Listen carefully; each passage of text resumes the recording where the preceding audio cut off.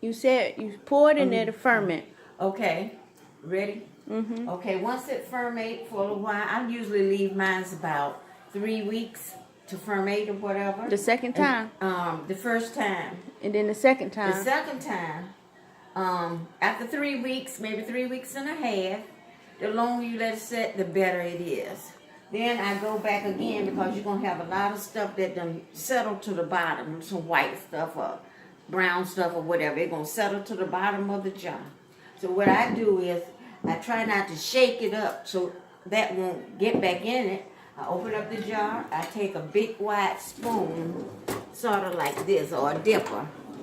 And I take that dipper and get it out a little bit at a time. Put it inside a big bowl. A little bit at a time. I take it out and pour it in a big thing. When I get down to here where it started mixing together the white stuff that's in the bottom of it, once I get close enough all the way down until I start to get in that white stuff at the bottom, then I don't use that part. I pour that out.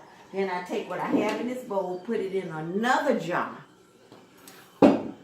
pour it back in there. Then I taste it. If it's too strong, I might add a half a cup or a cup of water. You can kind of judge for yourself. But you don't want to make it too watery, taste watery. You want it to be like, you can kind of tell how wine's supposed to taste. You might just need half a cup. You might need a cup or more of sugar to add in it. But you don't want it too sweet. Just right. And I sit this and top it back up, another sterilized jar, top it back up and let it sit again. For maybe, this is the second time. I let it sit again. This is the third time. The third time. Because, the first time. The third time. I let it sit again for about a month, maybe a month and a half. I usually set it under a dark place, maybe under the cabinet or, down somewhere. And just let it sit. And then the last time I fermented, I take it out of the jar. I take it out of the jar and I might put it in one of these. And a jar that I use to put my wine in. And you still gonna have a little stuff that's Show him that one right there. That's the one you're about to do now. This is the one I just made. And it is delicious. Right here. This is the one. And see, I still got a little bit of white stuff at the bottom of the jar. But see, when I take this out, I'm gonna do it just like this.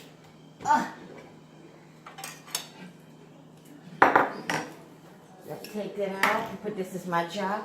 So I have to be careful not to get the stuff at the bottom. I take it out, put it in my jar, and this is for Christmas. Oh, and I forgot to tell you, you can add a little scrap iron or a little type of liquor to it if you want, to give it a little taste, a more different taste to it. I always add maybe a half a cup not half a cup, but let me look and see how much.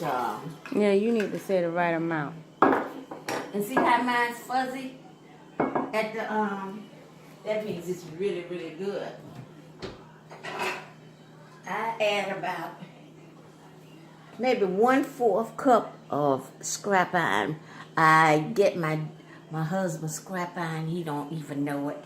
And this when you add it right here, this part. I added once in my last fermented. I added in that and let it sit until I get ready to open it for the last time.